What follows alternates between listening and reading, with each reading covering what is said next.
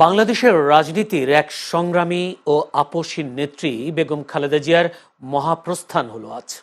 ভোর 6টায় রাজধানীর এভারকেয়ার হাসপাতালে চিকিৎসাধীন অবস্থায় শেষ নিঃশ্বাস ত্যাগ করেন তিনবারের সাবেক প্রধানমন্ত্রী ও বিএনপি চেয়ারপারসন। দৃঢ় চেতা ও সাহসী নেত্রীর মৃত্যুতে দেশ জুড়ে নেমে আসে শোকের ছায়া। সর্বজন শ্রদ্ধেয় এই রাজনীতিকের অনুপস্থিতি বাংলাদেশের রাজনীতিতে সৃষ্টি হলো বিশাল শূন্যতা, যা কখনোই পূরণ হবার নয় বলেছেন বিএনপি নেতারা। সাদাত হোসেন ইমরানকে সাথে নিয়ে আরো জানাচ্ছেন আরকে রেজা।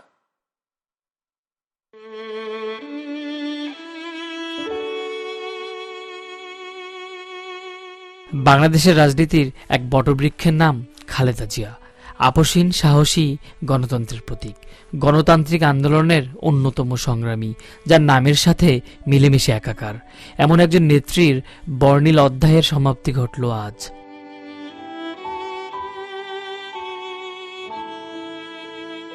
দীর্ঘদিন অসুস্থ থাকার পর চিকিৎসকদের সব চেষ্টা ব্যর্থ করে জীবনের পরম সত্যের কাছে আত্মসমর্পণ করলেন দেশের প্রথম নারী প্রধানমন্ত্রী খালেদা জিয়া। ভোর 6টায় হাসপাতালে চিকিৎসাধীন অবস্থায় শেষ নিঃশ্বাস ত্যাগ করেন তিনি। তার মৃত্যুতে দেশজুড়ে নেমে আসে শোকের ছায়া। খবর পেয়ে সকাল থেকে রাজধানীর এভারকেয়ার হাসপাতালে ভিড় করতে থাকেন দলের নেতাকর্মীরা।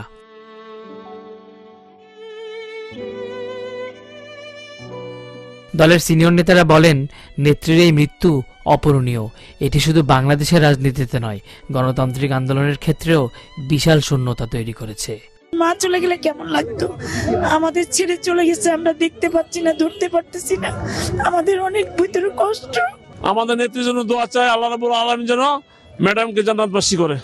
এই ক্ষতিটা আসলে অপূরণীয় ক্ষতি, এটা তো পূরণ হবার কোনো ক্ষতি না। আজকের দিনটা আমরা অপেক্ষায় ছিলাম না যে এভাবে আমাদের এই শোকটা বহন করতে হবে। মানুষের জন্য যে ভালোবাসা, যার হৃদয় থেকে এই দেশের মানুষকে উনি ভালোবেসেছেন, তার অনেক নজির আছে, অনেক আপনার উদাহরণ আছে, যেগুলো বলে শেষ করা যাবে না। কৃষক, শ্রমিক, মেহনতি মানুষের তিনি ছিলেন উদ্ধারের কাণ্ডারি। স্বাধীনতা, গণতন্ত্রে তিনি ছিলেন এক কথায় মূর্ত প্রতীক। ম্যাডামকে হারিয়েছি, এই শূন্যস্থান পূরণ করা সম্ভব নয়। আমরা আগামীতে আমাদের পার্টির ভারপ্রাপ্ত চেয়ারম্যানকে নিয়ে আমরা এগিয়ে গিয়ে এই শূন্যতা পূরণ করার জন্য চেষ্টা করব। গণতন্ত্রের উত্তরণের জন্য আমরা একটা নির্বাচনের দিকে জাতি যাচ্ছে, জনসমস্ত জাতি তৈরি হয়েছে, নির্বাচন করে একটা গণতান্ত্রিক ব্যবস্থাকে প্রতিষ্ঠিত করবে। সেই সময় তিনি আমাদেরকে ছেড়ে চলে গেল। আমরা এই শোক, এই বেদনা আমাদের পক্ষে ধারণ করা খুব কঠিন। তারপরেও আমরা এই শোককে শক্তিতে রূপান্তরিত করতে চাই। আমরা দেশনেত্রীর নির্দেশিত যে পথ, সেই পথকে অনুসরণ করে বাংলাদেশের গণতন্ত্রকে আমরা একটা প্রাতিষ্ঠানিক রূপ দিতে চাই। সাবেক তিনবারের প্রধানমন্ত্রী বেগম খালেদা জিয়ার মৃত্যুতে দলের পক্ষ থেকে আগামী 7 দিন শোক পালনের সিদ্ধান্তের কথা জানানো হয়। সংকটে, শোকে মাথার উপর যেমন মায়ের একটা ছায়া থাকে, আজকে জাতি যেন সে ছায়া থেকে বঞ্চিত হলো, আমরা হলাম। দেশনেত্রী বেগম খালেদা জিয়া আমাদের মাঝে নাই, পৃথিবী থেকে তিনি চলে গেছেন। তার মৃত্যুতে 7 দিন ব্যাপী বাংলাদেশ জাতীয়তাবাদী দল বিএনপি শোক পালন করবে।